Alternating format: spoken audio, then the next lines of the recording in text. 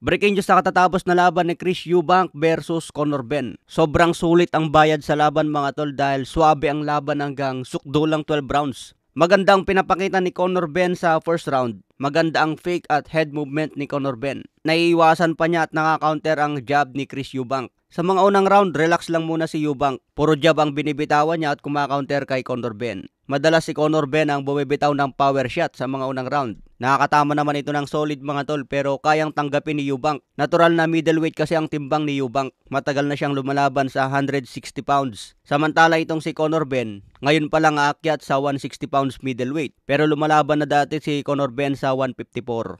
Kaya challenging ngayon kay Conor Benn ang pag-akyat niya sa 160. So maganda naman ang pinapakita ni Conor Benn mga tol. Hindi siya yung tipong na-outbox, na-out-skilled. Talagang pinakita din niya kay Eubank kung ano ang kayang ibigay. Yun nga lang, kinakain ni Chris Eubank yung suntok ni Conor Benn. Parang hindi tumatalab mga tol. Sa mga unang round, outbox ang pinakita ni Chris Eubank. Pero napansin ata ng kampo ni Chris Eubank na hindi tatalab ito kung ganito lang ang style niya hanggang 12 rounds. So binago nila ang style ni Chris Eubank pagdating ng mid-fight. Nagulat na lang ako mga tol at nakipag-brawl itong si Chris Eubank. Talagang sinabayan ang trip ni Conor Benn. Nakita rin siguro ng kampo ni Chris Eubank na kaya nilang tanggapin ang suntok ni Conor Benn. Kaya sinubukan nilang makipagpalitan ng suntok kay Conor Benn. Dahil sa pakipagsabayan ni Chris Eubank, dito medyo bumagal na si Conor Benn. Napapatras na rin si Conor Benn at nakokorner sa lubid. Kasi kahit tumatama si Conor Benn sa palitan ng suntok, kayang tanggapin ni Chris Eubank. Pero kaya din ni Conor Benn yung power shot ni Chris Eubank mga tol. Parehas silang kayang tumanggap ng suntok. Nagkalamangan na lang ng puntos pagdating sa late rounds.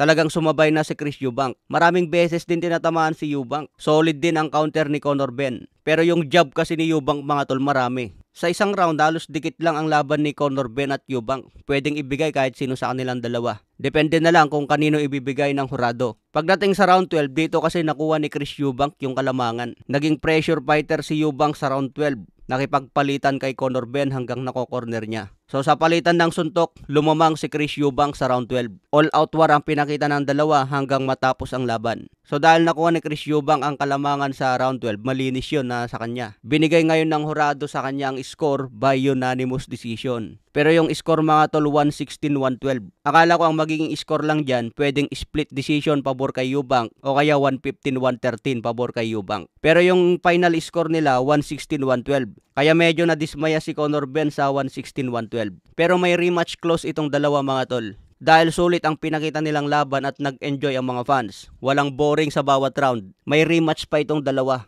Kaya magandang bakbakan ulit sa part 2 dahil may revenge na. Sa ngayon, nakatikim na ng unang talo si Conor Benn sa 160 pounds. Sa ngayon, may kartada na si Conor Benn na 23 wins, 14 KOs, may isang talo na. Sayang lang dahil nag-slow down si Conor Benn pagdating sa late round. Hindi niya na-sustain yung energy na binigay niya sa unang round. Dikit lang talaga yung laban nila at nagkalamangan sa late round. Bumagal kasi pagdating ng late round. Samantala itong si Chris Eubank parang toro na mas ginanahan pa. So believe din tayo kay Eubank mga tol, talagang matindi rin ang stamina.